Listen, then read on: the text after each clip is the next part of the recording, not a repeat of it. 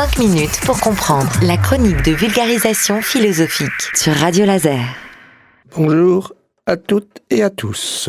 Nous sommes donc toujours avec le chien et le loup. Souvenez-vous, le chien Diogène, celui qui, dans la cité, cherche un homme. Mais de quel homme s'agit-il ? Le loup, pas le loup, c'est le loup comme chez Hobbes, pour qui l'homme, dans ses profondeurs, est un loup pour l'homme, c'est-à-dire qu'il cherche toujours à manger un de ses congénères. Alors si on regarde le contexte dans lequel on vit à l'heure actuelle, eh bien on s'aperçoit assez vite qu'effectivement, quand on regarde à l'échelle nationale, les gens, ou certaines gens en tout cas, se mangent les uns les autres, ou en tout cas essaient de détruire les autres, à leur profit évidemment. Mais on voit aussi que certains dans la cité essaient aussi de faire comprendre à ce qui fait que nous sommes des hommes, eh bien, à revenir aux bases naturelles en quelque sorte, qui font qu'on est ce qu'on est. Eh bien, dans ces bases naturelles, il y a le rapport de force, comme le rappelle Hobbes. Mais si on regarde l'homme qui évolue en société, on s'aperçoit qu'il se donne des règles pour organiser ses relations avec les autres. Donc c'est ce qu'on appelle le droit. Rappelons, dans un premier temps, que le droit, c'est ce qui doit être. Sous-entendu, ça veut dire c'est dans la réalité ce qui n'est pas. Donc le droit est un horizon vers lequel, en société, on doit tendre. Alors, il y a plusieurs manières d'aborder le droit. Il y a une manière complètement objective, c'est-à-dire d'observer, d'analyser, étudier et poser le droit positif tel qu'il existe dans des communautés, les États qu'on peut observer dans le monde. Mais le droit est aussi quelque chose qui porte une exigence subjective. De quelle subjectivité s'agit-il ? Eh bien, il s'agit d'une subjectivité qui soit conforme à quelque chose qui est de l'ordre de la spécificité humaine.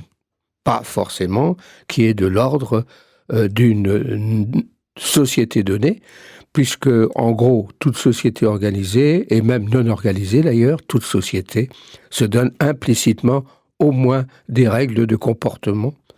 Parfois, dans les sociétés organisées, comme dans nos sociétés contemporaines, et même ailleurs, parce que toutes les sociétés, in fine, sont organisées, suivant une hiérarchie de ceci, une hiérarchie de cela. Donc on voit que le droit peut être considéré comme une valeur universelle, mais pas forcément tel droit particulier plutôt que tel autre. Ça veut dire qu'on va se situer sur un plan, non pas de caractéristiques de spécificité humaine comme la bipédie par exemple, mais de ce qui spécifie aussi l'humanité, c'est-à-dire une certaine sensibilité et une certaine raison.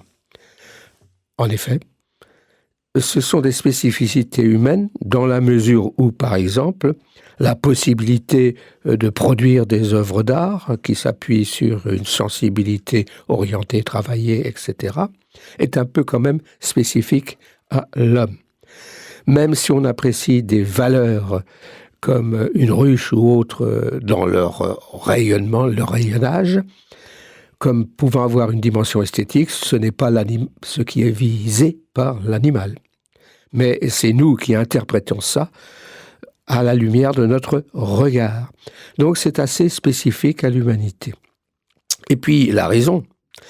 La raison, si on parle de la raison, il faut... De quelle raison on parle ? Eh bien, on parlera de la raison parlée, c'est-à-dire celle qui passe par un système linguistique. Donc la raison parlée, elle est partout. Elle est partout, mais parfois elle est masquée. Parfois, elle est même interdite. Donc, il faut faire attention à cette raison parlée, parce qu'il faut considérer que cette raison puisse être parlée, que s'il n'y a pas trop de censure extérieure, sinon, à ce moment-là, ce n'est plus la raison qui parle, mais c'est la censure qui laisse parler telle dimension. Et donc, voilà pourquoi il y a toujours des problèmes, des tensions sociaux, économiques, etc., psychologiques aussi, concernant donc l'expression de la raison comme l'expression de la sensibilité. Donc le droit si on revient au droit. Le droit, c'est ce qui nous permet, c'est ce qu'on doit être. Alors il s'agit de savoir si ce qu'on doit être est alimenté par une vision d'ordre de la raison ou simplement une vision d'ordre de la sensibilité, mais aussi, il ne faut pas oublier que les deux peuvent aussi se combiner. Alors, le droit est ce qui donne, en quelque sorte, à nos sociétés et à nos actes nous-mêmes, une valeur qu'on peut appeler éthique. Donc, le droit vise une valeur éthique concernant notre comportement au milieu des autres.